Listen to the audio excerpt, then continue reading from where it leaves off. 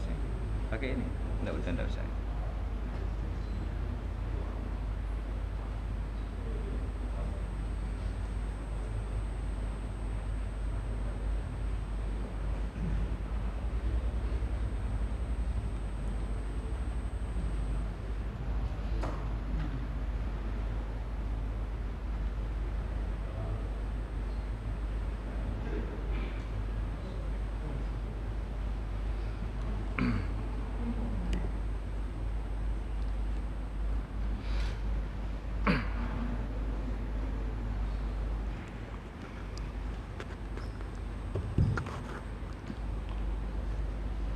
Assalamualaikum warahmatullahi wabarakatuh.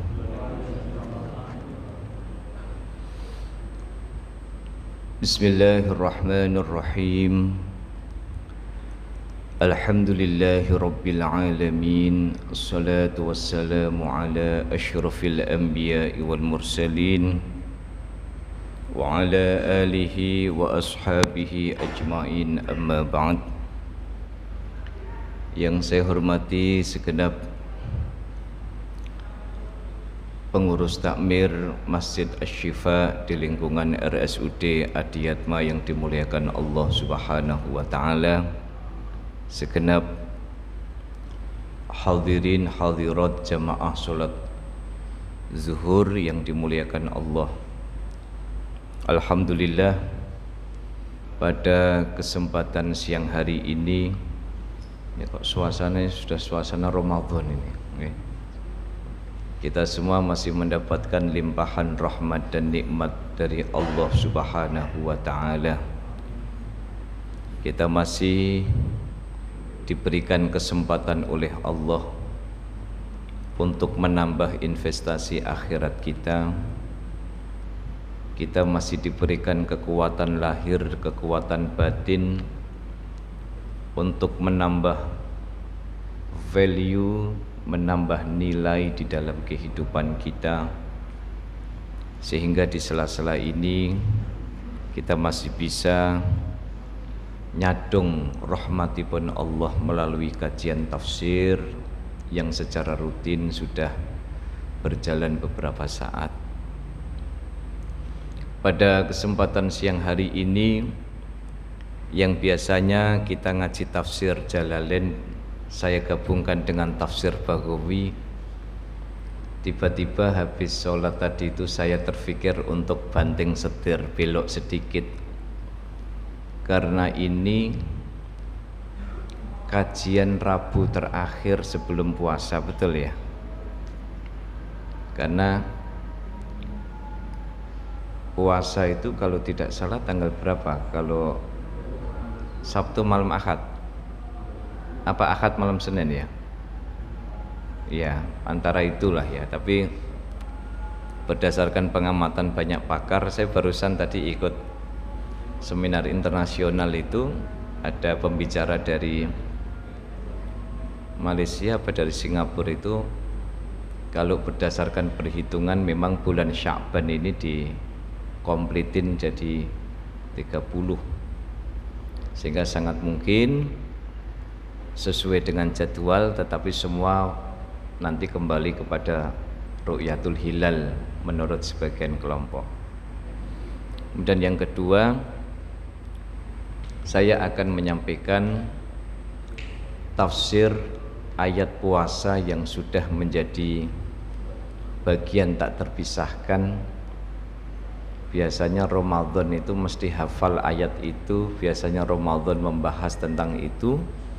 Mari bersama-sama pada kesempatan siang hari ini kita mengkaji itu. Namun sebelumnya saya mohon maaf, untuk kali ini mungkin saya mohon izin Pak, nanti selesai lebih awal, karena satu lain hal saya barusan dapat info saya harus nguji skripsi jam 1 yang tadinya tadi pagi, kemudian saya kira cancel, ternyata diundur jam 1. Jadi biar saya ada kesempatan untuk bernafas ya, pulang nanti kembali ke kampus bisa.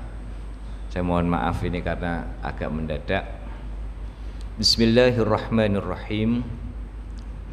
Kalau kita bicara tentang puasa, ada banyak topik-topik penting yang perlu untuk kita cermati, baik dari aspek tasawufnya maupun dari aspek fikihnya. Sebagaimana disebutkan di dalam salah satu firman Allah Subhanahu wa taala, Bismillahirrahmanirrahim. Ya ayyuhalladzina amanu kutiba alaikumus syiyamu kama kutiba alal ladzina min qablikum la'allakum tattaqun ayyaman ma'dudat. Insyaallah ini nanti sampai jam 1 kurang seperempat selesai itu tasawuf sama fikihnya ya. Wahai orang-orang yang beriman, kutiba, diwajibkan atas kalian semua puasa. Tidak ada kalimat Ramadan di situ. Diwajibkan atas kalian puasa. Yang dimaksud adalah puasa di bulan Ramadan. Kama kutiba 'alal ladzina min qablikum, sebagaimana diwajibkan atas umat-umat sebelum kalian. La'allakum tattaqun, supaya kalian semua menjadi orang-orang yang bertakwa. Mari kita kupas. Ayat ini dimulai dengan huruf ya. Ya itu dalam tata bahasa Arab masuk dalam harfun nida, panggilan yang biasa dipakai. Di antaranya adalah untuk memanggil objek dari jarak jauh. Jadi memanggil wahai. Kalau panggilan wahai itu biasa orang memanggil pasti dari jarak kejauhan. Nggak ada kita lagi ngobrol di depan kemudian dibengoi ya, diundang, wahai, hai kamu, wahai kamu kesini, kan nggak mungkin. Penggunaan harfun nida atau huruf panggilan dalam ayat ini, Allah seolah-olah memanggil orang yang beriman itu dari jarak yang jauh. Ya. Kenapa? Karena di dalam hidup seringkali orang itu hidup dalam pola-pola yang kamuflatif, kamuflase. Pengen diarani santri nganggo kopiah ireng ya. Kalau kopiah ada burdilnya berarti semakin santri. Nah, kayak Mas siapa ini? Nah, ini berarti santri bintang 4 Pak. Kalau polosan-polosan begini ini masih santri junior Pak. Cuman kan ketawaduan. Mas siapa namanya? Mas Huda. Mas Huda ini kan orangnya kan tawadhu, baik hati, tidak sombong, ya dah. Napa bojone akeh? Sudah nikah belum, Mas? Sampun. Oh, kok anu ya, wajah saya semester 1 ya. Mas Huda awet enom nih. Ini pertanda bahwa napa? Nah, jadi ini pertanda Mas Huda ini wonge santai ya.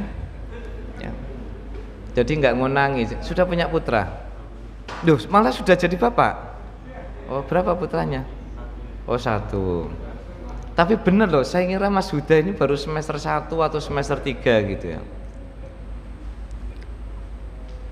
Jadi orang itu seringkali dibikin kamuflase. Hidupnya itu hidup penuh dengan rekaan. Hidupnya itu hanya penuh dengan bagaimana mendesain hidup itu seolah-olah dan seolah-olah. Padahal puasa itu sebenarnya adalah bicara tentang kejujuran kita di hadapan Allah. Bapak Ibu, kalau ada ibu-ibu, panjenengan siang-siang ndak puasa karena lali sahur, lalu pagi-pagi sebelum berangkat ke rumah sakit minum es buah. Pak Direktur itu lo ndak tahu. Puasa enggak Pak? Alhamdulillah. Cuman alhamdulillah kan nggak bohong Pak itu. Kan cuma bilang alhamdulillah, dalam batin hidup saya sehat. Orang tidak tahu, karena puasa itu cuman yang tahu hanya dia dan Allah. Jadi kita itu diajari jujur dengan ibadah puasa itu, ndak usah sok-sokan. Apalagi ada truth claim, ada klaim merasa paling santri, klaim merasa paling soleh. Jangan, Pak. Saya pernah memberikan satu kaidah. Semakin dalam keilmuan seseorang, semakin sulit menyalahkan orang lain. Ya, itu mafhumnya begitu. Maka mafhum mukhalafahnya nggih panjenengan bisa pahami sendiri. Kita diajari jujur oleh Allah, karena ibadah puasa itu ibadah yang memberikan satu pesan tentang kejujuran menjalani hidup. Persoalan atribut-atribut sosial, dipanggil kiai, dipanggil ustadz, dipanggil apa dan sebagainya, itu atribut sosial. Kan nggak ada ya Pak, kiai honoris causa kan nggak ada. Saya dengar cerita kok dapat bonus kiai, kan nggak ada. Malah doktor honoris causa ada karena prestasinya. Misalkan Pak Dahlan Iskan mendapatkan doktor honoris causa di UIN Wali Songo misalnya. Tapi kalau ustadz honoris causa ndak ada, kiai honoris causa tidak ada. Maka yuk saya mulai dari pribadi saya dan mengajak kepada segenap yang hadir, pujian-pujian seseorang dan keinginan untuk dipuji. Kalau menurut Imam Ghazali itu jenengan dipuji orang itu koyok jenengan disiram karo wedi sama pasir, karena membuat orang lena. Kenapa Allah itu memanggil orang yang beriman dari jarak jauh? Karena seringkali keimanan kita, amal ibadah kita itu tidak lalu kemudian membuat kita dekat dengan Allah. Tidak secara otomatis kemudian membuat kita semakin tawadhu kepada Allah. Nggih. Imam Mawardi itu loh, Imam Mawardi. Nggih. La'alla swab sing gadah kitab Faidul Qadir. Imam Mawardi itu satu malam pernah bermimpi ketemu dengan Rasulullah Shallallahu Alaihi Wasallam. Lalu Imam Mawardi minta kepada Rasulullah, ya Rasulullah, tolong beri aku nasihat, tolong beri aku pesan, bagaimana seharusnya aku menjalani hidup.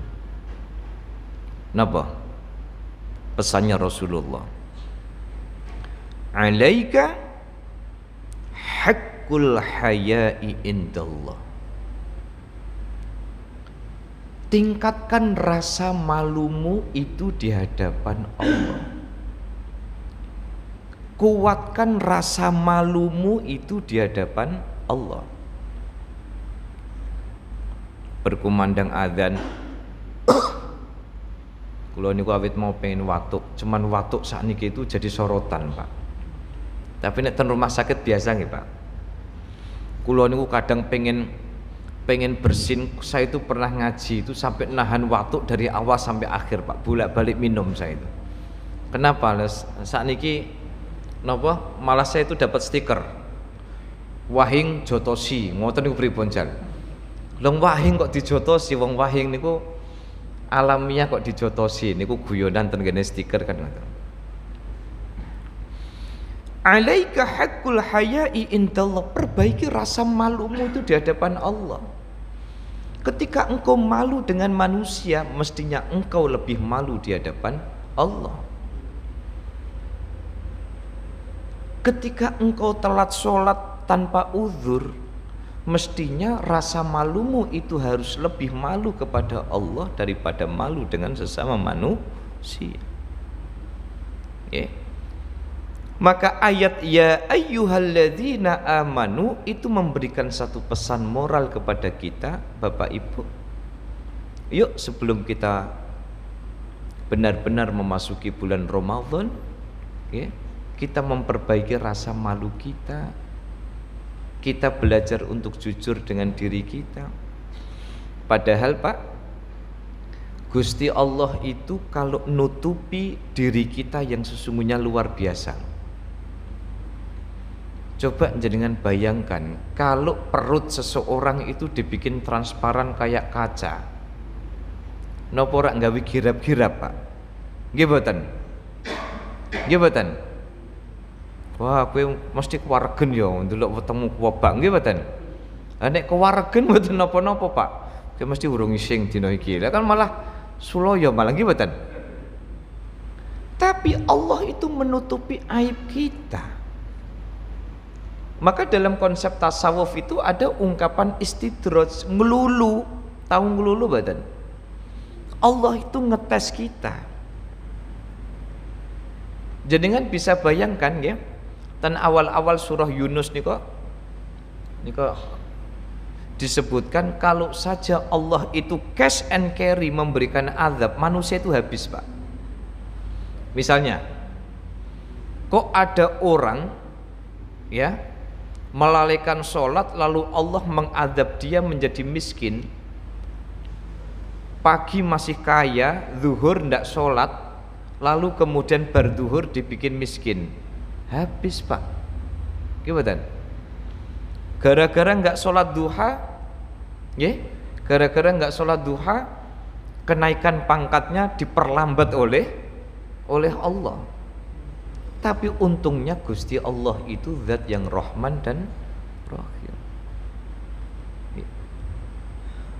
Maka jangan sampai kemudian kenikmatan yang diberikan oleh Allah, rahmat yang diberikan oleh Allah justru membuat kita lalai, membuat kita lupa.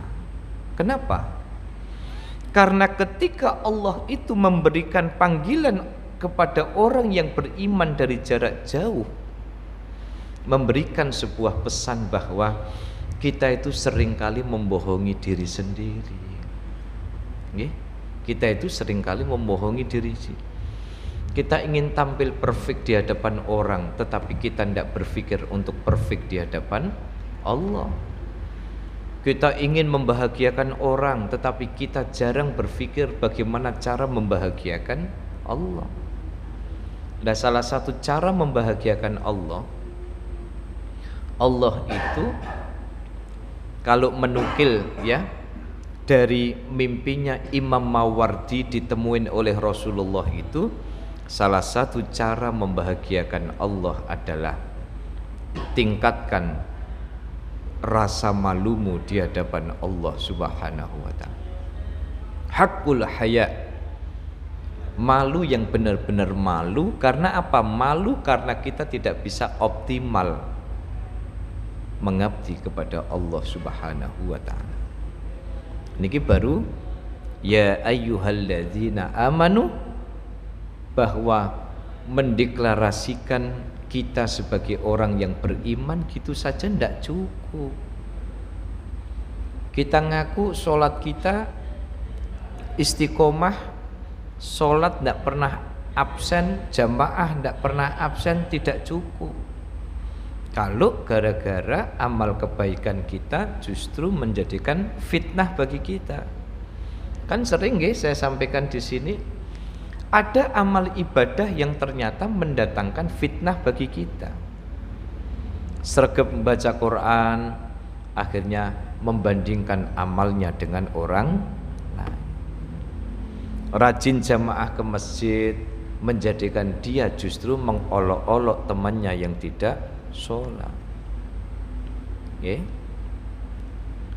Maka ini dari kajian-kajian, makanya Bapak Ibu kalau jenengan ada kajian-kajian ilmu tasawuf nderek napa kajian Ihya, napa kajian Hikam oleh Ihya Imam Ghazali, Hikamnya Syekh Ibnu Athaillah As-Sakandari. Karena sekarang Bapak Ibu yang membuat hati kita tenang, apalagi di kalangan masyarakat kota kayak jenengan yang bekerja di satu lembaga begini. Kalau punya cekelan ilmu tasawuf itu tenang sekali, ya. Yang lain hiruk pikuk saingan soal kenaikan jabatan, kenaikan pangkat, saingan doi proyek begini-begini.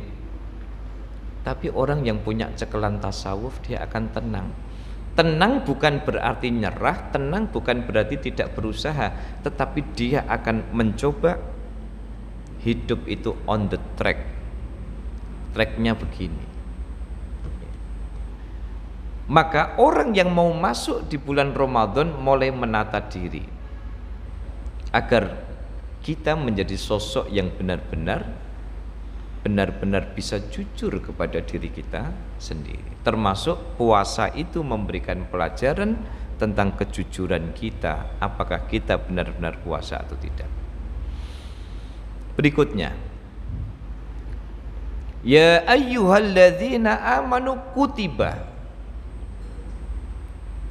Kutiba itu di dalam bahasa terjemahan itu diwajibkan. Pertanyaannya sekarang, kenapa tidak menggunakan kata wujiba? Ya ayyuhalladzina amanu wujiba. Wonten sing perso rahasia di balik kata kutiba. Wonten mboten? Jadi Allah itu menggunakan kata kutiba menurut beberapa ulama. Kata kutiba itu memiliki makna tidak hanya kewajiban, tetapi kewajiban yang aturan teknisnya sudah ditata oleh Allah Subhanahu wa ta'ala. Okay? Ada kewajiban yang tata caranya itu sudah ditentukan oleh kutiba alaikumul qisasu fil qatla, diwajibkan atas kamu kisos. Kisos itu menggunakan kata kutiba. Tata cara kisos sudah diatur, maka menggunakan kata kutiba. Termasuk puasa, kutiba alaikumus siyamu kama kutiba alal ladzina min qablikum kutiba. Makanya sebelum puasa itu kita harus mempelajari aturan-aturan teknis tentang puasa, fikihnya. Nggih.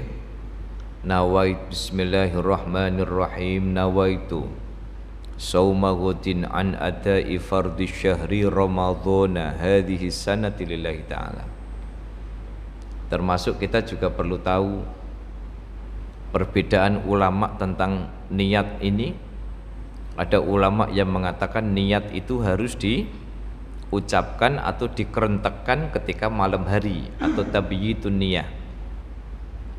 Tapi ada ulama yang mengatakan, sebagian ulama Maliki, niat di hari pertama itu sudah ngerapel sampai akhir, ya, itu diperbolehkan. Ya, perbedaan-perbedaan begini ini penting. Ya, termasuk juga hal-hal yang berhubungan dengan puasa. Ramadan wonten sing traweh kali dosa, wonten sing traweh pinten 8, wonten sing traweh 3 dosa 6. Bapak-bapak wonten sing kersa nderek jamaah traweh 36. Nggih. Wonten sing kali dosa, wonten sing 8, wonten sing kali dosa, wonten sing 36. Mazhabnya Maliki. Ini dipelajari supaya kita tidak saling menyalahkan. Sing traweh 8 nggih 8, traweh kali dosa nggih kali, salat witir nggih ngoten.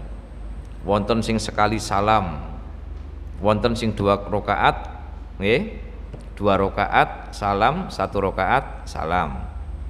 Ada yang 3 rakaat salam. niku padha bener nggih.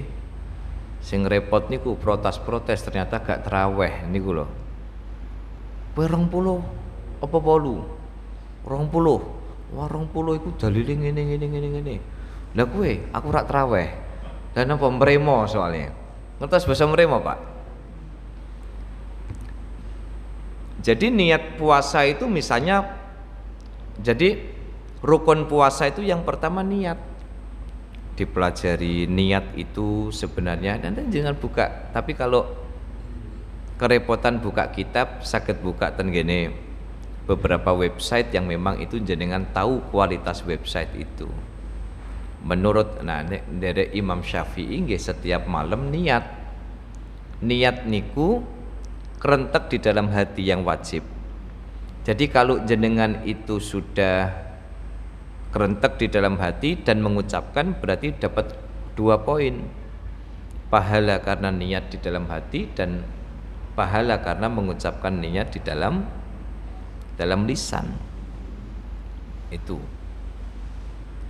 berapa kalau misalnya kami lupa semalam ndak niat, bagaimana? Nah, wonten kaidahnya, al-ibratu bil ma'ani la bil mabani. Sing diitung niku krenteke jenengan, bukan ngucap none. Jadi contoh begini, Mas Huda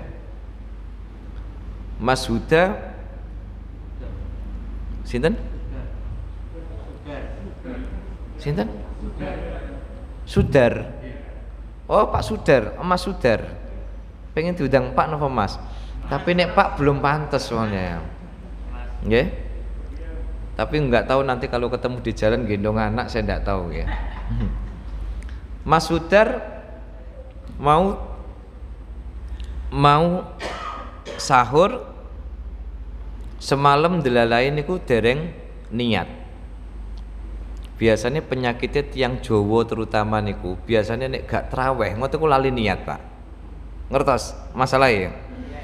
Soalnya biasanya nek mboten Bilal, imam kan biasanya kan membimbing, Bapak Ibu mari bersama-sama kita niat untuk puasa besok. Bismillahirrahmanirrahim. Nawaitu shauma ghadin. Nah niku nek traweh. Nek mboten traweh kan lali. Gitu? Akhirnya apa? Jam 2, jam setengah 3 Mas Sudar dibangunkan sama istri tercinta. Lalu kemudian makan.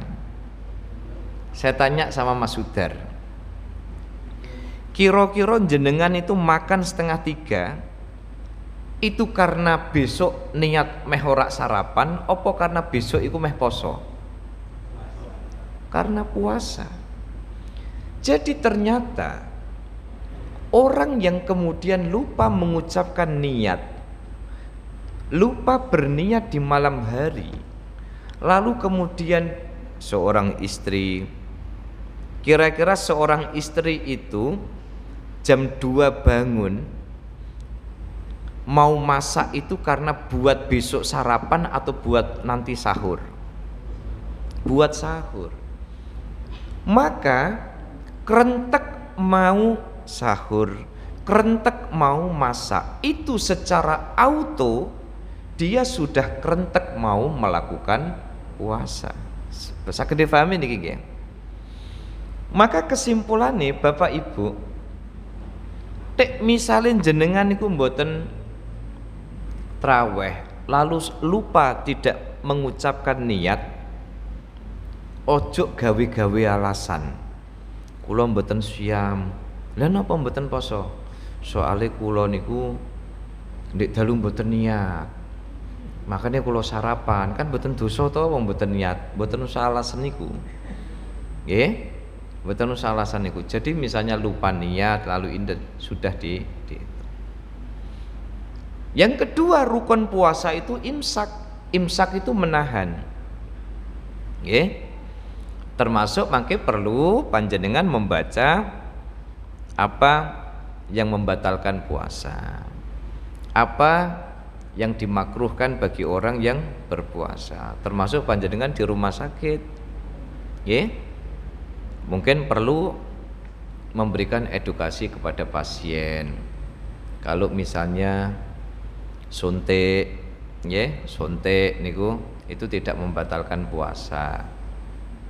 Karena cairan suntik itu sebenarnya tidak begitu signifikan.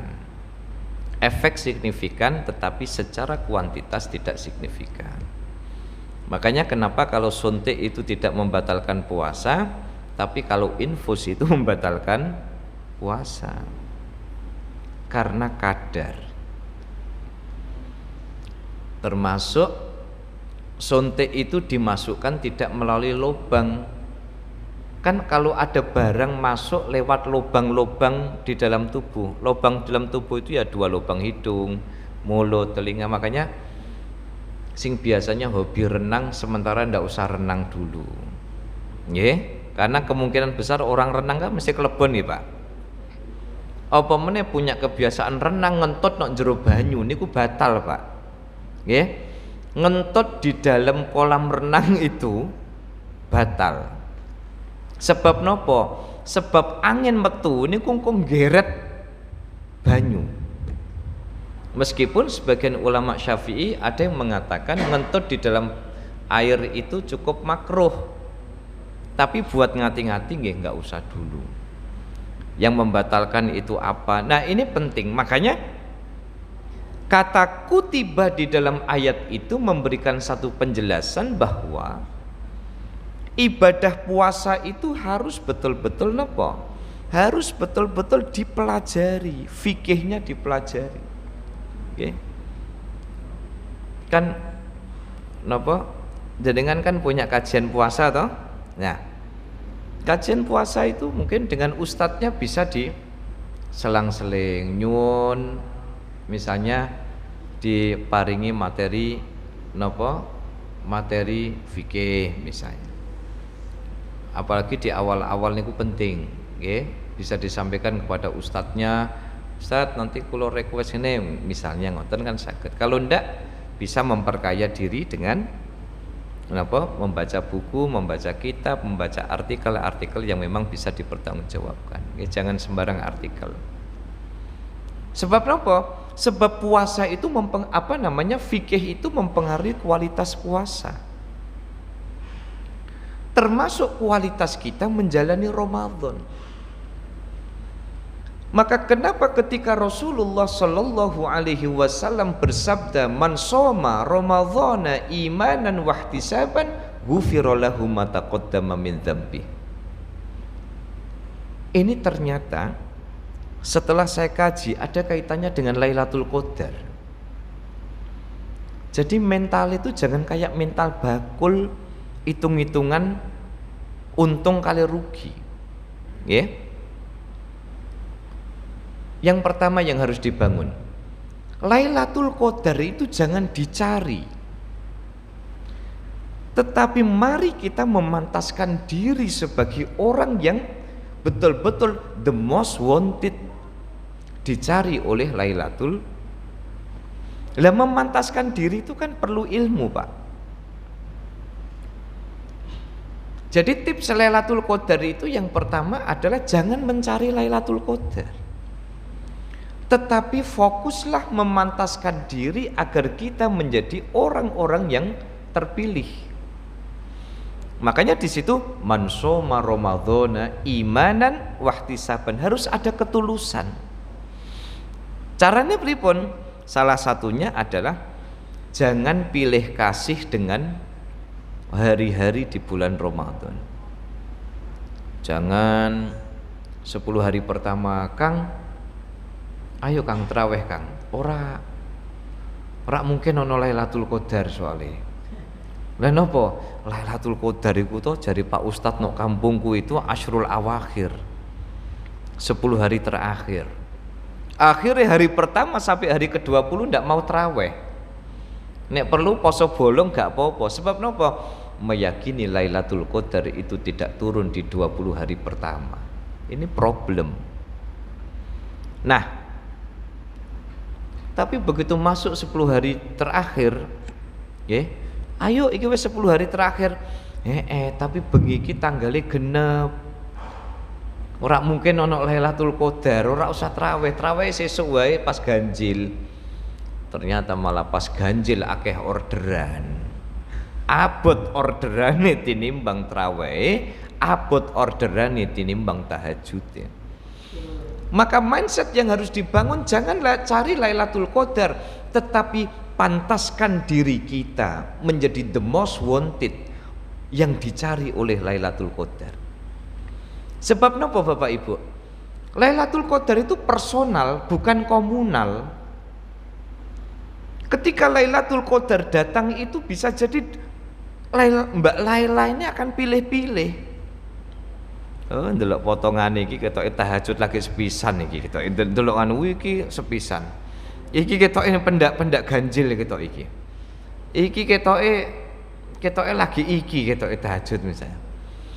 Jadi kalau ada orang sholat tahajud, sholat tasbih biasanya nggih.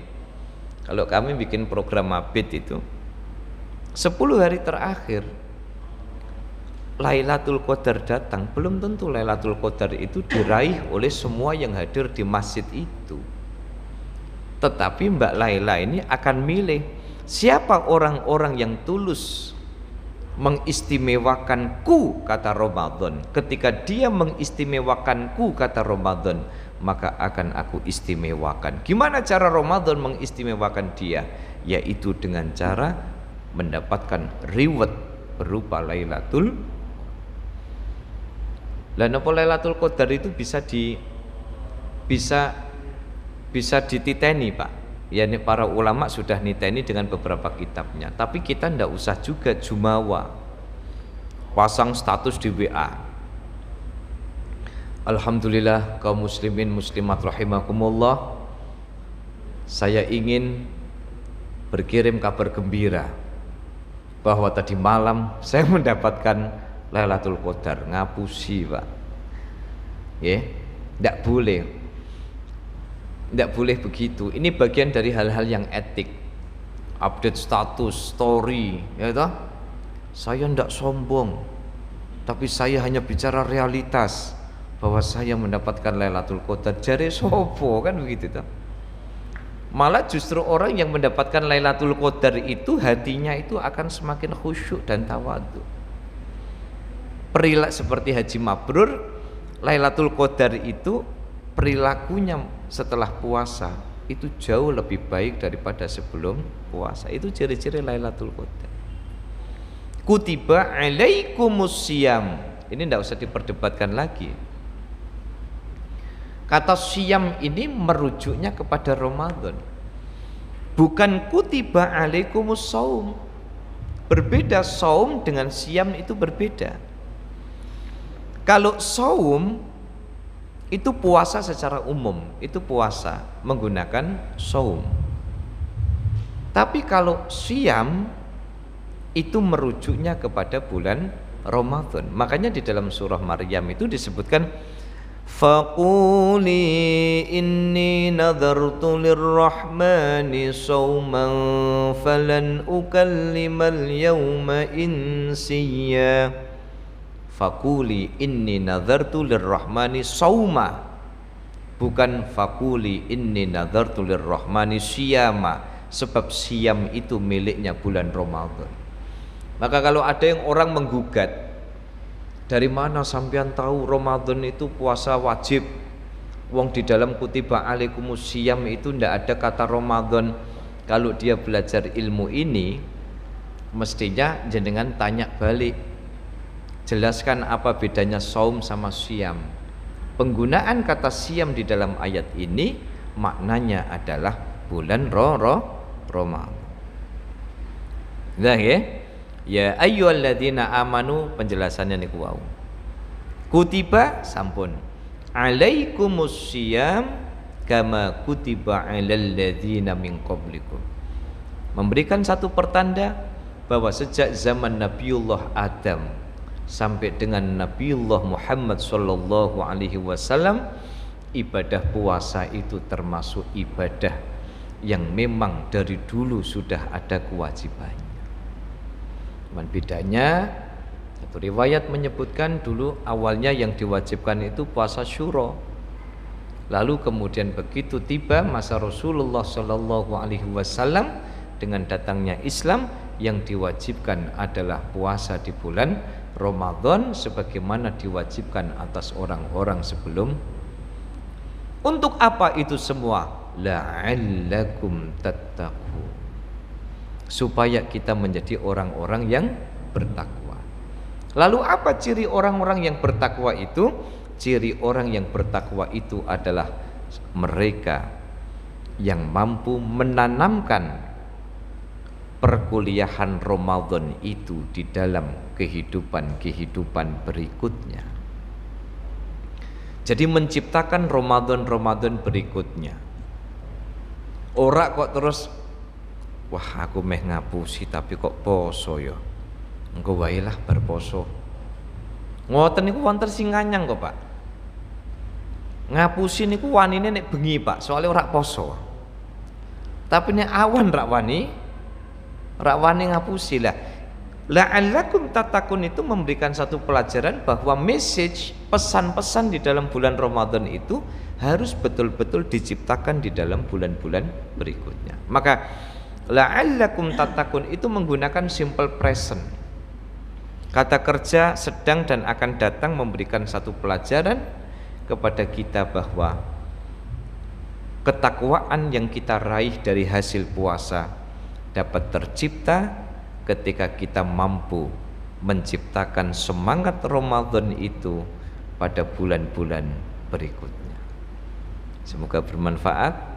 Pas, Pak, jam 1 kurang seperempat ya. Ya, niki wau napa kula izin, Pak, niki wau sampun kula aturaken ya, karena mendadak ini ada nguji yang biasanya memang selalu dijadwal Rabu itu Rabu pagi, Rabu jam 9, tapi ini tadi karena satu lain hal harus diundur, sehingga khusus hari kali ini saya mohon izin lebih cepat 15 menit. Ngaten nggih? Ikhlas boten?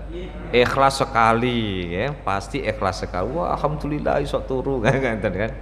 Mugi-mugi bermanfaat nggih. Dan sebelum memasuki bulan Ramadan, karena ini Rabu terakhir kajian sebelum bulan Ramadan nggih. Karena kula kinten niki ya, ini Rabu di bulan Sya'ban, dan saya mohon maaf lahir dan batin. Tunggu dinungo, semoga kita diberikan kekuatan lahir, kekuatan batin, paringi sehat. Yang penting sehat. Kalau kita sehat niku ibadah menjadi optimal kita. Wong badan niku lagi meriang ngaji ngoten niku rasane niku sak lembar niku koyo sak jus kok. Gitu. Oleh karena itu semoga kita senantiasa mendapatkan hidayah, rahmat dan inayah dari Allah Subhanahu wa taala. Rabbana atina fid dunya hasanah wa fil akhirati hasanah wa qina adzabannar walhamdulillahirabbil alamin. Terima kasih atas segala perhatian dan mohon maaf atas segala kekurangan. Wallahul muwaffiq ila aqwamit thoriq. Assalamualaikum warahmatullahi wabarakatuh.